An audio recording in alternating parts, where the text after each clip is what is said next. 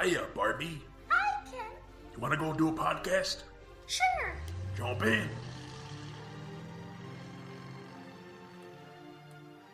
Ladies and gentlemen, Barbies and Kens, Chelseas of all ages, and everyone else, welcome to Binging Barbie. I'm your host, John, and with me I have my co-host. Can you believe it, Jay? We're gonna be on Broadway together, just like we dreamed about when we was little girls. Yep, you know us. That has been both of our dreams. Have you ever dreamed to be on Broadway? Perhaps in my high school theater days, but Okay. once I actually started learning more about the business itself, the dream kind of went away. Yeah. Yes. Anyway, this is a podcast about toy media franchises, 2000s nostalgia, and whatever else we want to talk about. And this week we are returning to the world of Barbie to talk about Barbie and Teresa, Recipe for Friendship. What a title. Yeah, this one was just released. The same thing happened to me last year, where near the beginning of the year I was like, oh, there's probably going to be a new Barbie movie out soon. So I went to the Barbie Wiki, Barbie Movie Wiki, great resource for this podcast. And I looked it up and like, oh yeah, sure enough, here's the new movie, here's the title. I'll just write this in the schedule because there isn't a date for it yet. I'll write it in the schedule for some future time, and then I'll keep an eye on that. And then a few months later, you go, oh, by the way, a new Barbie movie came out a few weeks ago. Did you see that? And I go, no, I did not realize that was already out. No. It's because I'm constantly checking Netflix's coming soon tab. And Okay. so that's where I find out, like, oh, a new Barbie movie's coming, because like they'll tell us, hey, a new Barbie movie or show is coming. So yeah. I need There's to been remember. quite a few Barbie related things that have come out TV show wise on Netflix. Yeah. We're pretty much behind on that. We'll get to that eventually in a few years once we catch up to all the other stuff that we're doing. But back to the world of Barbie. How did it feel getting back to Barbie after a long time, really? I mean, I think we've done this a few times before. It just felt like, oh yeah, this is what we do. Yeah, it felt weird. It was like, man, it's been like a really long time since we covered a Barbie film, like a year pretty much. It's like, man, we're so far removed from Barbie at this point. That's like, it's weird to go back. My grading criteria is like all messed up, so whatever we're gonna be rating this today is like not gonna be what we would have rated it years ago. So uh there you go. Yeah. Yeah. This is. I get. We'll get into it when we do our final rankings, but yeah, this does occupy a very odd place on our overall list. Sure, yeah. But yeah, this is Barbie and Teresa, Recipe for Friendship, released March 6th, 2025, directed by Karen J. Lloyd, who we've talked about a couple times before. She was the director of Rockin' Royals and one other Barbie movie that I'm forgetting off the top of my head. I believe she was the first woman to direct any of these Barbie movies. I may be incorrect on that, though. Okay. But yeah, she's returning to this. Written by Margaret Dunlap, who we've talked about before, but not on the main feed here. She was a writer on the Lizzie Bennet Diaries, that Pride and Prejudice adaptation that was done on YouTube as like vlogs. Okay. I don't know if you ever heard of that one. Avengers Assemble, the cartoon, Dark Crystal, Age of Resistance, and a writer on Barbie Dreamhouse Adventures. Several episodes there. Yes, which you can catch our episodes of that. Those are Patreon exclusive, correct? Yes. Well, if you want to listen to our thoughts on Barbie TV shows, check out our Patreon. Yeah. Yeah. If we get enough subscribers, that might actually motivate us to keep going and cover all of the shows. Yeah. But yeah. We also have for this movie a cultural consultant brought in, Yoli Cortez, who was a writer on the Disney show, which I hadn't heard of, but it's called Haley's on It. Okay. It's like a newer from the last couple years. Is it like a play on like the word Haley's Comet? I have to assume so. It looked sci-fi adjacent from the poster. Nice. Okay. Yeah, then we have music by Daniel Rojas, who was the composer for Barbie Big City Big Dreams and Barbie and Stacy to the Rescue. So Hmm. has worked on some of the more recent Barbie movies. And then once again, we have original songs by the Math Club. I guess it's been a while since we've talked about the Math Club. They're like a service that companies can go to and they'll create music. So like often they're doing remixes for trailers or just little songs, things that you aren't putting a whole bunch of time or attention into. But then they do also do a lot of. I think they've done the original songs for most of the Barbie movies for several years at this point. Yes, yeah, pretty much like the Netflix Barbie Yeah, franchise. They've been working on a lot. yeah, they have Uh, a website with all their work, and it's kind of interesting. There, I like to point out that they made one of my favorite of all time needle drops in a movie, the dance music remix of "My Heart Will Go On" that shows up in Barb and Star Go to Vista Del Mar. Great okay. film, lots of fun. And then yeah, Uh-huh. they're partying at the club, and then it's Celine Dion is singing "My Heart Will Go On," but it's like dance music. It's very good. Nice. Anyway, let's get into our story here. So, Teresa's cousin is opening a restaurant in New York and needs help. So Brooklyn, Malibu, Teresa, and Nikki fly out to help.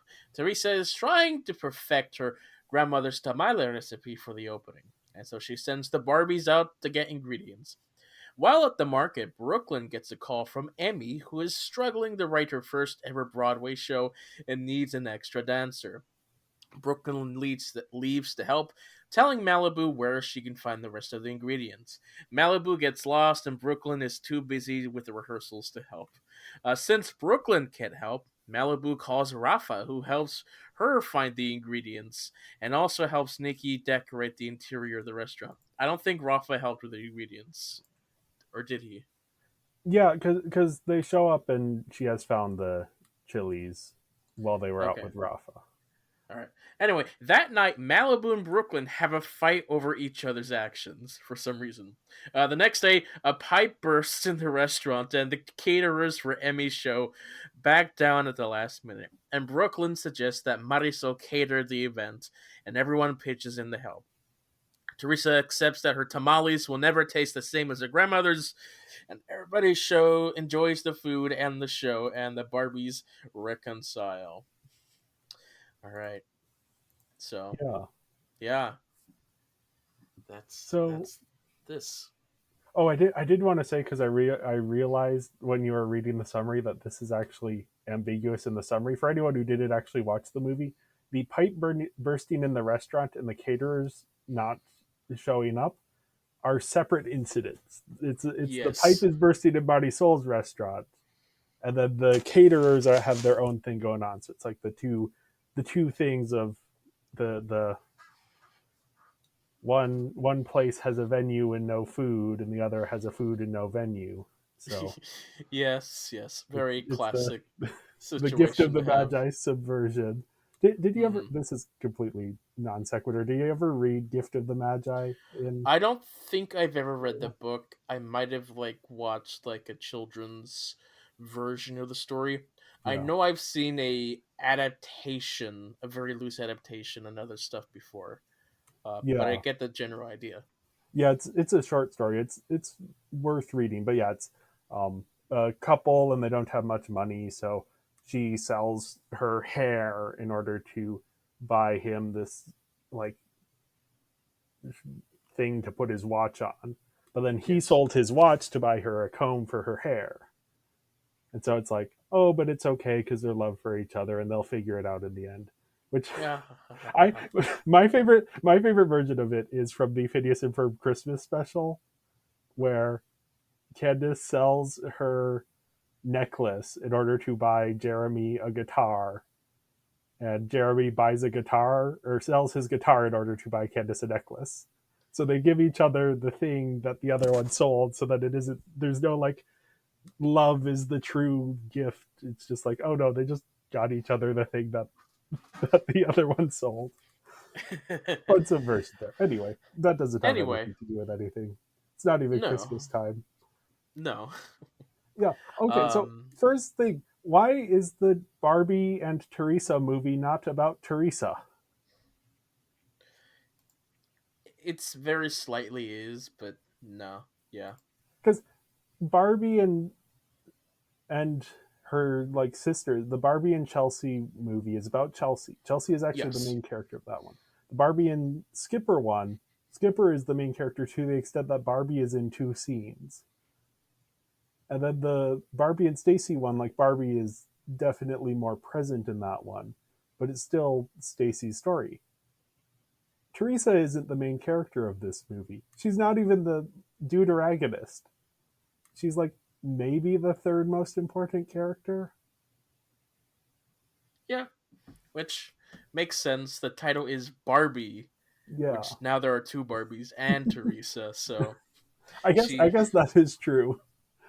I hadn't considered that. But like Emmy has about as much presence in the story as Teresa does. This could be Barbie and Emmy big Broadway adventure. I didn't quite feel it like that. I Okay. felt Teresa's presence towards like the second half of the film. Yeah, she was being sidelined a whole lot, but she was pretty much just doing the same thing that she'd been doing for the first half of the film, which is just trying to perfect her recipes and all that. So Yeah. I don't know what else you'd do with her Yeah. in this, I am but maybe exaggerating. I do think I like the idea of the Barbie movies starting to focus in on the different side characters. And like Barbie's friends in the TV shows, as far as we have seen, have kind of been deprioritized. Like you'll occasionally get an episode that focuses a little bit more on one or two of them. mm-hmm. But even, we've seen what, 2.5 seasons of Dreamhouse Adventures? I guess 3 seasons of Dreamhouse Adventures plus another half season of whatever the sequel to that is. And I Yeah, still don't have much of a sense for who these people are. So when I saw that they were making a Teresa movie, I was excited because I was like, oh, we get to finally get some like solid characterization for Teresa.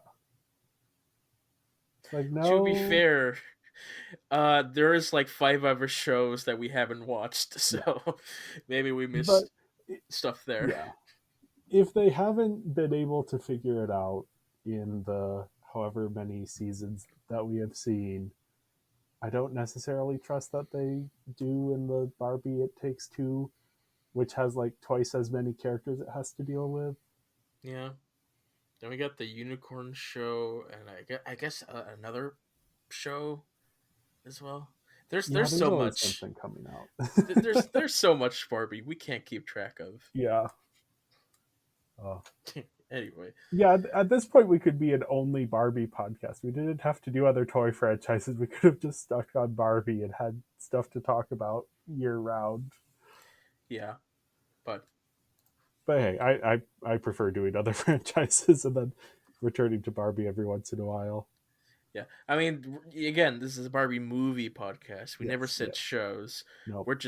We just are curious enough to check out the show sometimes. So Yeah. yeah, uh, yeah. What do you think about this film? Well, yeah, besides the Teresa thing, I think this just kind of feels like an extended episode from one of the shows rather than its own movie. I think I felt the same way about the last movie as well, about Yeah, Skipper to the or Stacy to the whoever was to the rescue. yeah.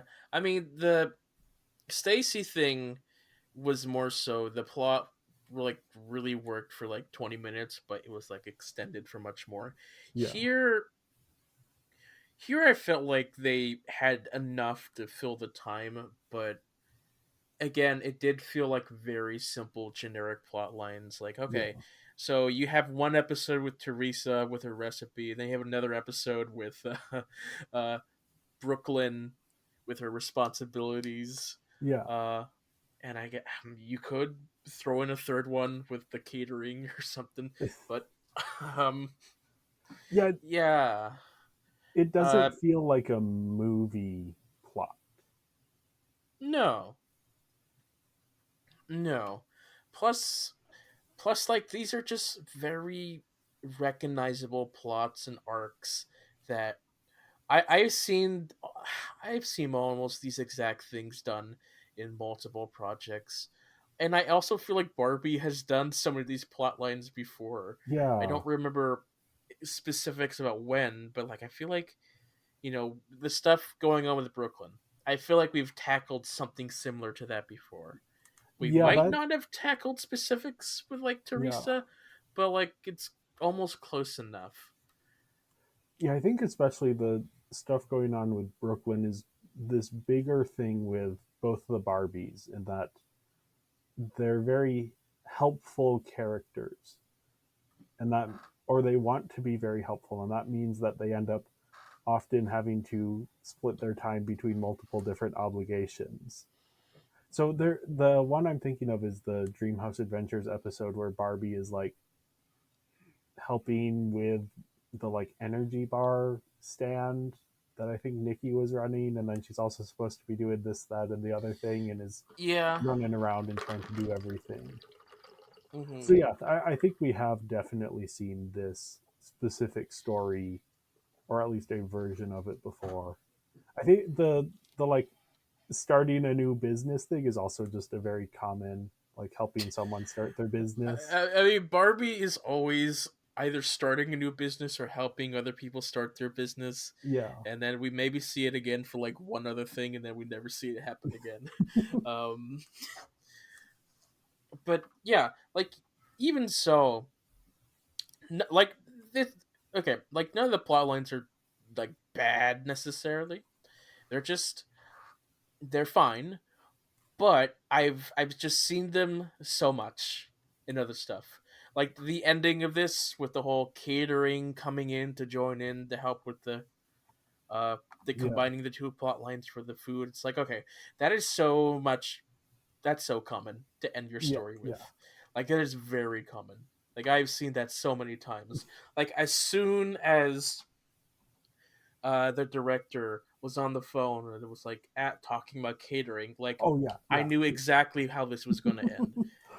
Oh, and that's of But course how the Barbies reconcile as well. That all of that stuff true. has to like get wrapped up in this neat little bow. And I often enjoy stories that like are bringing multiple plot lines together in the end. But yeah, this one doesn't feel clever in the way that I enjoy. Well, it's not. It's not only that. It's all again. It also feels like watching this again. I felt like we had experienced similar stuff done in Barbie before. Yeah. Maybe not in this specific universe, but like in over the 40 years of the 40 films, sorry, of Barbie that we've seen, and the episodes of like different shows that we've seen, we have definitely come across similar things. Yeah. Maybe Yeah. I'm also mixing in some Monster High elements into this, but like again, this is like stuff that I think this brand has done before. And so when they were doing it again here, I was like, oh, why are we doing this again? Because the first time they did it was 10 years ago. So they can, or 5 years ago, or 2 years ago. And the Or audience whenever they did cycles this. around enough that it's my problem with the young adult genre in literature, is that it's the same cliches, but you can get away with it because you have a new audience every 5 years. True. So it's new to them, even if you are following the genre for longer than the intended period of time, which we don't have to get into. Anyway, the Yeah, but usually the repeated storylines happened with like different like stories and with yeah, different characters. But like here, it's the same batch of characters. I mean, not the same batch, but like it's the same protagonist, Barbie, and this I mean stuff it happening. is the same batch of like the Dreamhouse Adventures characters, and I feel like they have had these arcs before. Yeah, Maybe not Teresa with her specific thing, but definitely the two Barbies. At least one of them has had an arc that resembles this very closely. hmm even the Teresa arc, I know we've seen something like that. Maybe not on this Yeah, podcast, but the whole oh, it's not going to be the same. You gotta like trust yourself or something. Like that's a very again. All this is very familiar yeah, generic yeah, arcs that you're gonna find in almost all younger people show yep, younger yep. people. Uh, okay, Yes. this is a completely separate topic. Yep. So they're talking about the musical, and the reason that Brooklyn has Oh. to step in is because someone is starring in Puppies the musical. And I went, "Oh yeah, Puppies the musical. We heard about that in a different thing." And I was trying to think, okay, which Barbie show or movie did we hear about Puppies the musical in? Then I realized I was thinking of High School Musical Sharpay's Fabulous Adventure, Oh. where she has her dog and the dog is auditioning for the show, and like the dog is in the show. Uh huh. I was somehow I had thought that that was Puppies the musical. Here, I have Hmm. conflated the two in my head. I think because they're both New York stories, Yeah. Perhaps. and maybe we've just been doing this podcast for too long. Or maybe Puppies the musical was a throwaway line that Chelsea said or something. I don't know. Yeah, I as far as I'm aware, it's just like a play on cats that Oh. is Yeah. unique Okay. unique to this one. But when it showed up, I was like, oh yeah, no, I remember that. And I was like, actually, no, never mind, different franchise. I don't remember that. Something. Yeah. I was the meme. I understood that reference, but really, I didn't. Uh. um. Yeah. I okay. Here's a thing that I have been thinking of. One of my most boomer opinions is Okay. back in my day, these kids franchises were allowed to have villains and heroes, and you'd have the villains and the heroes would defeat the villains. Yay, woohoo! Now it's all like you got to be emotionally mature, and everyone has their perspective, and I get that, and I think that is a good lesson for kids. But I also kind of miss the The adventure. the action adventure genre has like shifted away. Yeah, It's and like I feel this way with now like shows have like less action or are just yeah, more like comedies it's like or everyone something. is Yeah. too emotionally intelligent. Sometimes I want characters who don't talk through their problems. Sometimes that makes for more interesting media, at least in my opinion. I feel that way about like Owl House, the Disney show, which I haven't finished it, but I do very much like it. But part of the reason I haven't finished it is because it feels like the answer is always they talk about the problem and they talk to the villain and have this heartfelt conversation. Then the villain's like, "Oh, well, I didn't realize that you felt that way. I'm sorry." And then now they're no longer the villain. It's like I want something different. That doesn't satisfy me on a narrative level the same way Yeah. that like Plus, like that type of villain quote unquote redemption has become so often in the past decade. yeah, So often. the Moana thing, the villain is just misunderstood. And that again, Mm. that is not a bad lesson to teach kids. But we're oversaturated with that right Yes. now. That it's not interesting at all anymore. Yeah. I just as I was watching this, I was missing the days of Princess and the Pauper. Or not even Princess and the Pauper. Even just like what's the worst ones of those? Like Barbie and the Secret Door. Where it's like, Worst. Okay. I thought we enjoyed that one. yeah, but that's like later is the bigger thing. Okay. Or even like the pink shoes, because that's one we didn't like. But it's like Barbie goes on an adventure, and there's a hero and a villain, and there's magic and excitement, and it's a fantasy world. It's like, could we get one of those? Just one for old time's sake. Sure. Yeah. it'd be cool for that. I also just feel like we should maybe start something different. Because like we've been so involved with the Netflix Barbie, like that thing is like almost coming into 10 years now. Yeah. So it's almost about time for like a new direction for the franchise. Yeah, a So reboot of some kind. I yeah, definitely agree with that. yeah. Usually these generations last 10 years if they're like solid or doing really well.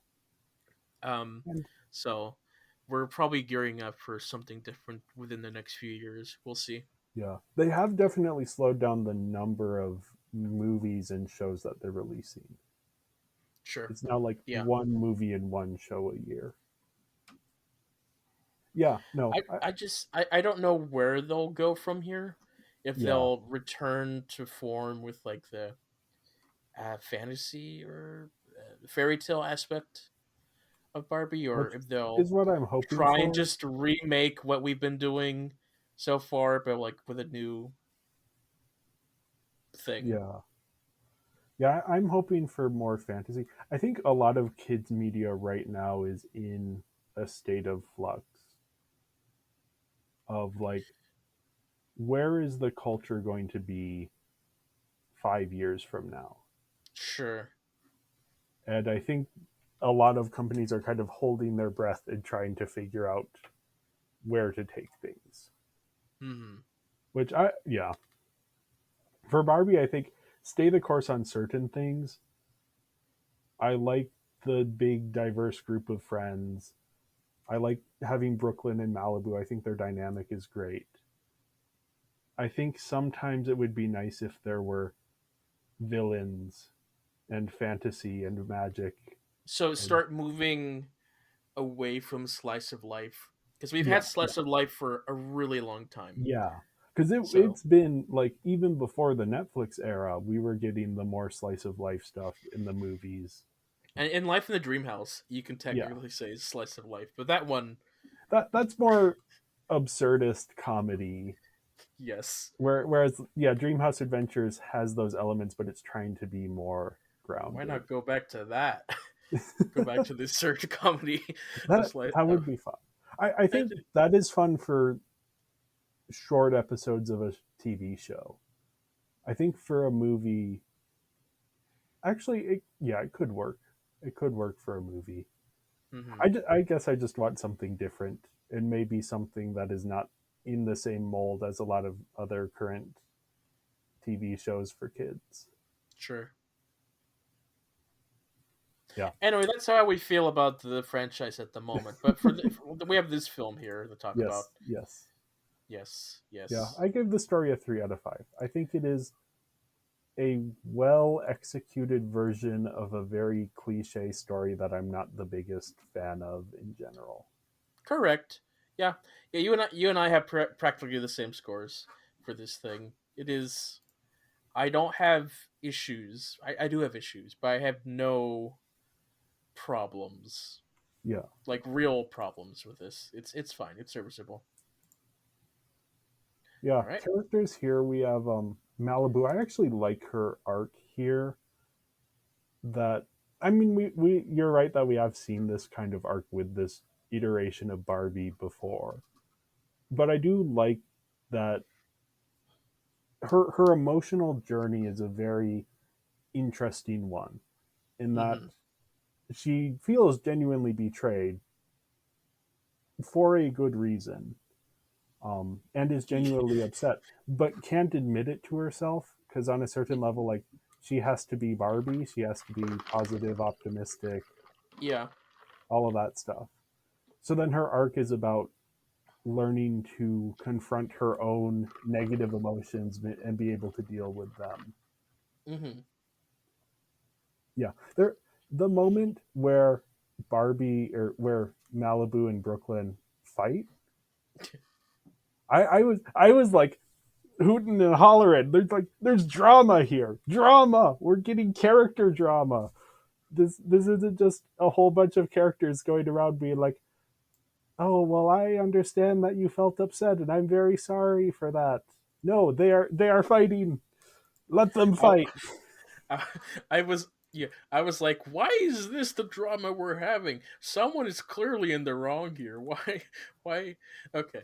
Well, I think that makes it more complex from Malibu's perspective though, because Brooklyn is in the wrong, but that doesn't mean that Malibu doesn't have something to learn from this as well. sure. Because if Malibu had been more assertive Hmm. and been like, "Hey, text me the address. I know you're getting called to stage. It will take you less time to text the address, and you clearly like, yeah, yeah." It's also Yeah. like mismatched expectations of what they were hoping for the trip to be and what it ended up being. And we get this. I guess we can get into Brooklyn here because yeah, Yeah. she's kind of a bad friend, and her arc is about reconciling that relationship. Man, Brooklyn. Brooklyn's reactions to some things were just like, for me, they were out of left pocket. I was like, what? Why is this your reaction to this? I was so confused. Um, so yeah, so part of her conflict with Barbie, of course, is like she gets she gets forced into a Broadway show, a Broadway Musical not review showcase. That's what they call it. showcase, possible showcase for a Yeah. future Broadway show. Um, so yeah, there she yeah. I'm trying to think of what I'm trying to say here. Uh, stuff, stuff. She doesn't she has set these clear boundaries and those boundaries are not respected, but she ends up going along with it in Mm-hmm. part because like Malibu Barbie, she is she wants to be helpful and she wants to Yes. look out for her friends. Yeah, she wants to help Malibu, is unable to, and Malibu states clearly, "Hey, I don't have this time limit. If I have to go at some point to do this, Yeah. to get that stuff." So of course, Malibu eventually figures stuff out with Rafa, and she gets the ingredients that she needs. Brooklyn then goes and realizes, "Oh, I failed to give Malibu the stuff, the instruction. I guess I will go and get the stuff myself without contacting Malibu about it, or just I don't know why Yeah. she went out of her way to go and get it herself. And then once she actually went to Malibu, she's angry or she's upset that like she wasn't told that Malibu went and got it when I thought it was pretty clear that Malibu said I have to go, and she never stated that. Oh, get it for me. Malibu has the capacity to look up the address on her phone, to look it up Well, on Google. she doesn't because all she knows is that it's a farmer's market. She doesn't But you can know. look up farmers market nearby and go somewhere. So it's not Yeah. a terrible thing. But then here's the part where I feel out of left pocket. Mal- Malibu mentions, "Oh, we had Rafa to help us show around town." Then Brooklyn gets mad, is like, "Rafa, I could have shown you around town." And so that's where I was confused. It's like, what, Brooklyn? What are you talking about? You had no time at all to show her around time. What are you talking about? Why are you mad at this? And then she storms off into her room, and we forget about that. Anyway. Which to me that feels like an accurate representation of how it can feel sometimes when because they have had this idea of what their trip is going to be. It's going to be the two of them plus their two friends hanging out, doing stuff together, enjoying the city. Brooklyn's going to be showing them all around. And then the show happens and she doesn't like it's not that she doesn't want to be in the show, but that wasn't something she was planning on. And it's clearly taking up a lot of time and effort for her that she doesn't want it to be taking up, but she can't say no to it. So she's just kind of upset in general and ends up taking it out on you went without me to a thing that we were planning on doing together, even though it was my fault. I'm upset just because I am upset because I have had a kind of horrible day where a whole bunch of stuff has happened, and some of it has been my fault and some of it has been not my fault. And so that upset feeling is now being directed towards this one specific thing. Mm-hmm. Yeah. Which isn't helped by then Malibu also feels very upset. And Yeah. I think Brooklyn on a level understands that, like, she is the one at fault. But it's going to take her a second to admit that. Plus, it doesn't feel like they were pretty clear on that from the way they were writing the characters. The audience, it's clear for them, but like the way the story is going, it kind of feels like both Malibu and Brooklyn were in the wrong somehow. I don't know. Yeah. I think that's a fair framing of it, because we don't get Brooklyn. Her reconciliation is not, no, you were right. I think it is Malibu not texting that they had gotten the ingredients is like, she probably should have done that, but that's not like buying more of something is not like, I think the point is, this is, they are making more out of this than it really is, because there are other emotions at play here. Sure. And what I like about it is, because I think the Dreamhouse Adventures, since those are shorter episodes, the response would be they would have a sit down, have a deep breath, and have a mature conversation about it. Whereas here, they fight, and then the next day is when they have to, like, work through their emotions. Mm-hmm. So yeah, it worked for me. I can understand where you're coming from, though. Mm-hmm. Yes. All right. Teresa, Moving on. Yeah, Teresa. she has to learn to accept that her cooking will never be quite the same as her grandmother's, which is, anyone who has done cooking will have had this experience. Yes. And Yeah. yeah, it's a good lesson. I mean, I'm it's a little bit surprised that someone with as much cooking and baking experience as Teresa didn't already know this lesson. But hey, everyone has to learn at some point, I guess. sure. Yeah, it is a very familiar lesson. Uh, yeah, yeah. I don't know.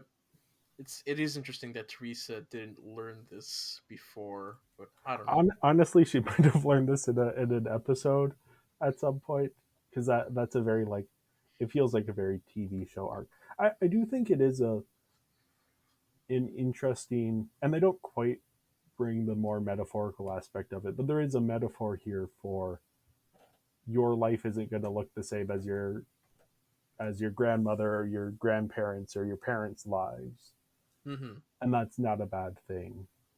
And the idea of this apron that has been passed down, and each generation has added something to it, like that's a very sweet little metaphor there that I enjoyed. Yeah, yeah. Yeah, again, I wish the Teresa movie had given Teresa more to do. Mm-hmm. Yeah,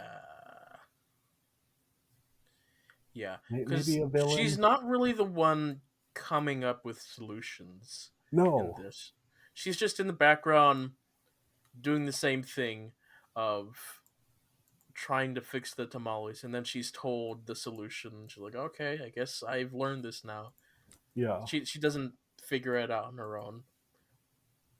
I don't think. Anyway. No. Yeah. I mean, she kind of comes to that realization, but it's after everyone else has already come to the realization and tried to make her come to the realization. Yeah. Yeah. Yeah. I Anyway, was yeah. Oh no, yeah. This is superfluous. Nikki, Nikki, she's here. she gets like a tiny bit of an arc about trying to find the right furniture. Uh, Yeah. so I thought it was going to be, she's like, "Oh yeah, I can fulfill your request for what you want from this restaurant." And then they would go out to the city and like, oh, we can't find anything. And then she would have to like admit, oh, I guess this was more difficult than I was thinking it was. Which she kind of does, but that isn't treated as like an arc moment. That's just treated No. as a let's call Rafa and he can do it for us moment. Yeah. Yeah, she just doesn't get an arc then. Because it's just like Uh, she's just in the background here. so yeah. So when I was watching this, I completely forgot that Brooklyn was now part of like main cast, and Oh, in the so first scene? Me too. yeah. And so when Brooklyn starts speaking, it's like, wait, what happened to Nikki? She changed her hair in one moment. What? And I was like, oh no, that's Brooklyn. I forgot that she's. it's because Because the we're last movie still didn't have Brooklyn.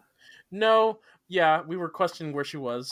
Plus, we were the last thing we watched Barbie wise was still watching through Dreamhouse Adventure before Brooklyn was even introduced, and so Yeah, yeah.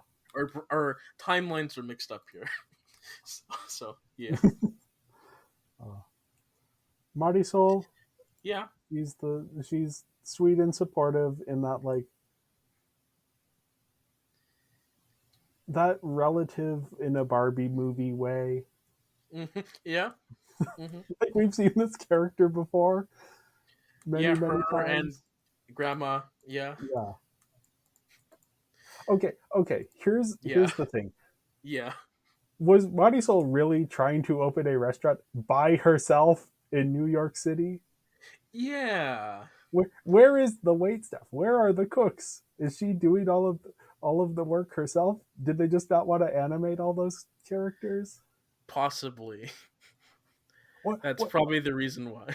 I keep trying to find ways to insert a villain in the restaurant. What if her like second in command is like this sniveling little guy who's like, I'm gonna ruin the opening of the restaurant. Or And it's revealed that he's the one who like pushed her and that's why she broke her leg and he's the one who made the pipe burst. Just give me something. Give me a villain. or like a I don't know about villain, but say someone who works counterintuitive to her main cast, like the That's true. way he That's true. Everyone. the way they Yeah. cook is not the way that Teresa cooks, and it's like, oh, I gotta learn how to cook the way you cook. I don't want to do that. Yeah. I need precise That's true measurements. because a lot of this movie is everyone kind of just agreeing about things. Like, hey Nikki, can you make this thing for my restaurant? Can you find the perfect furniture for my restaurant? Oh, sure, no problem. I'll figure that out. And then she does figure it out. It's hmm like, where's the conflict? Where's the tension? Where's the drama? Yes, Maybe that's what we need. the drama, More drama. More more drama. drama. You know who has drama? Emmy. Emmy, She is maybe the villain of the movie. she, man, Emmy. I don't. Was she in Big City, Big Dreams? Yes, I don't remember. she's the pop star who's going to the school to like prove Yeah, herself, and then yeah. yeah. Completely forgot about her character. Oh So yeah, she yeah. shows No, up me and she's too. like, yeah. The only characters I remember are Brooklyn and Rafa from that thing. So completely forgot about Emmy. So she showed up and like they're talking like they're best of friends. I'm like, okay, I don't remember this character, but yeah, no, she, man, Brooklyn she is very clear about her boundaries, and Emmy just walks right over them. yeah, she doesn't ask Brooklyn to like help out. She's like, hey, come here. Doesn't explain anything. It's like, okay, hey, you're part of my show now. Yeah, We have rehearsals right now. Do it. uh, yeah. It's a missed opportunity for an arc. Yeah, she doesn't even learn from it as well. No, no. She has a good Like, showcase. I That's wish, all that happens to her. yeah, Brooklyn never calls her out on like, hey, you should have asked my permission, or Yeah. you should have asked me instead of just assuming I was gonna be doing this myself. Uh, which I hey, I don't know if I fully believe they couldn't find another dancer. Like, this is New York. You pull out one casting call, you're gonna get a bunch of people there. Yeah, yeah,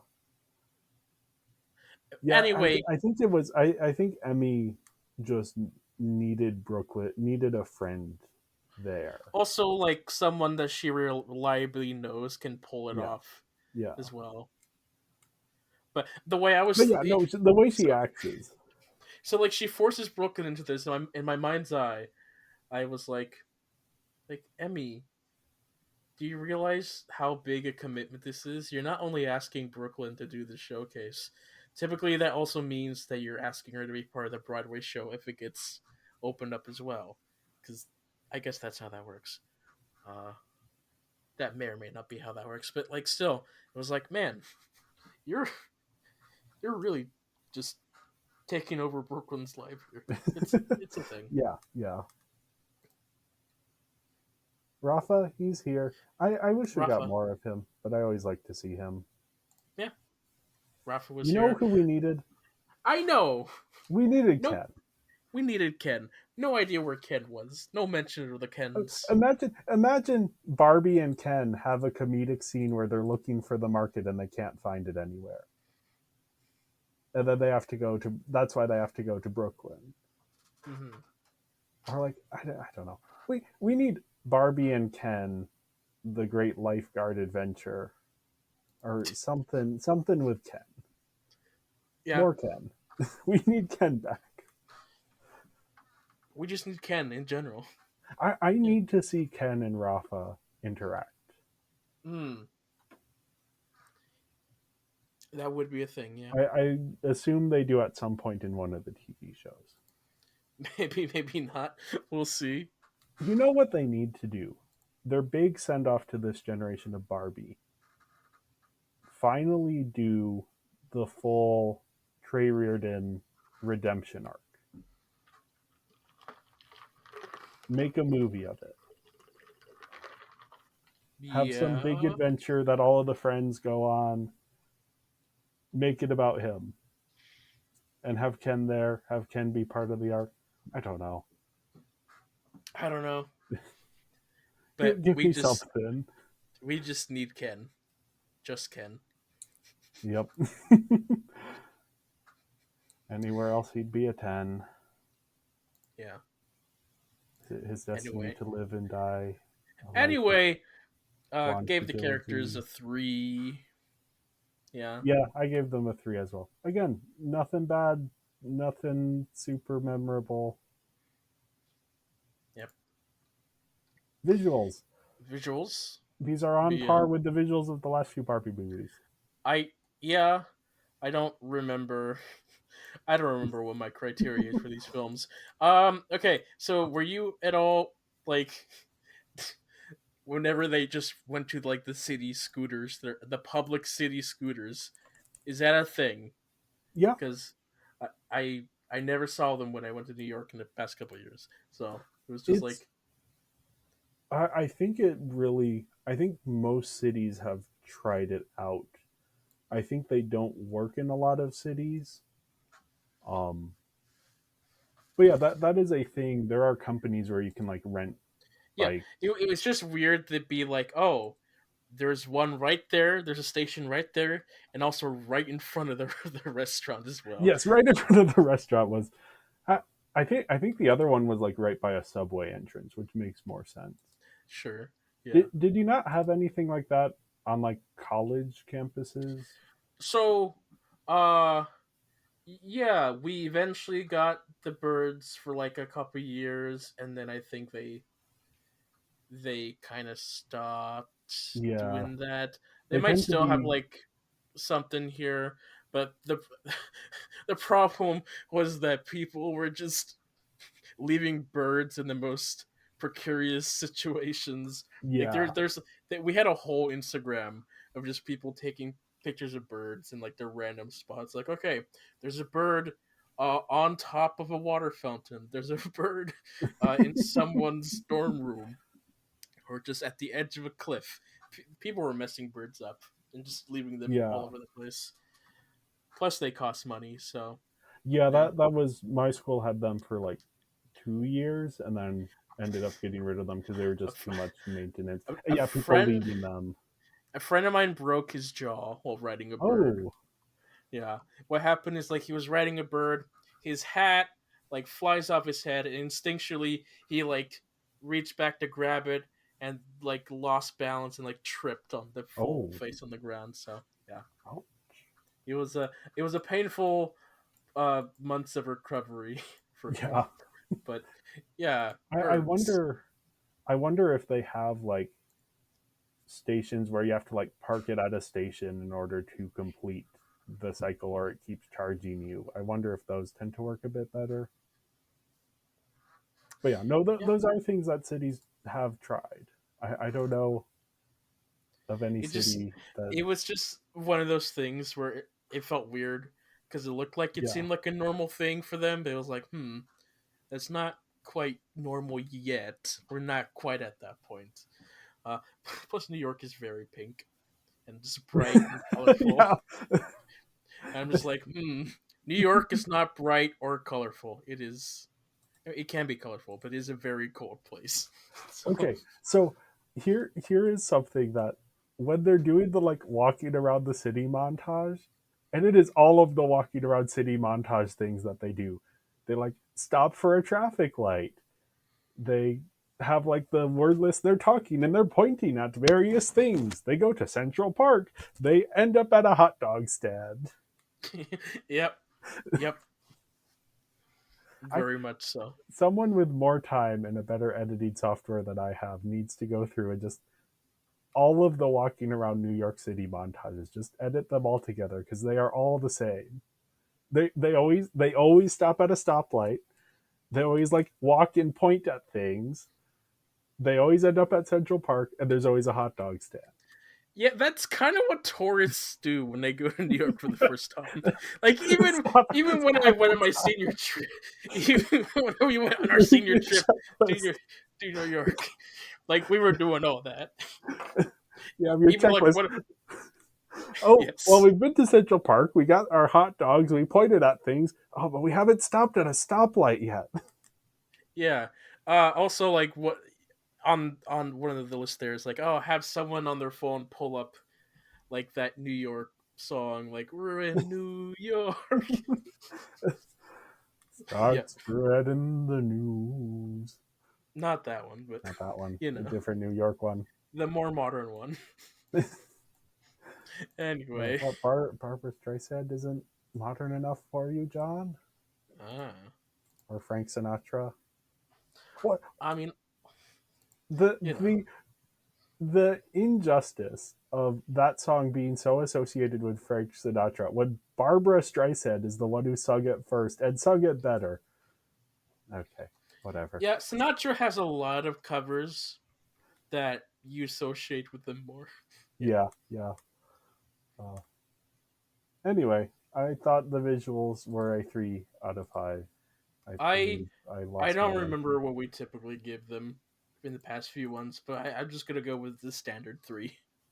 Yeah, three is on par with what we gave to the rescue. Looks like. So yeah, performances. Performances. I think we basically have the same people here. Yeah, pretty Um, much yes. Few new characters. No one really stood out to me except for Tatiana Varia as Brooklyn. Like Hmm. her voice when she is playing the like when she gets back and she's upset is so good.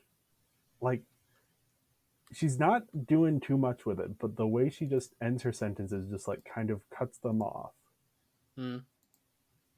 It's so good at like communicating, and especially like America Young as Malibu is putting so much more sauce on her being upset. There's more emotionality Sauce. in it, whereas like with Brooklyn, it's just like yeah, there's like a shortness to it. Like yeah, it's so good. I enjoyed that performance there. Hmm. Yeah, So, I don't have anything else to say. They do what they do. yep. I gave the performances a 3.5 out of 5. I also gave it a 3.5, which makes me feel like a fraud for how I treated Ice Age.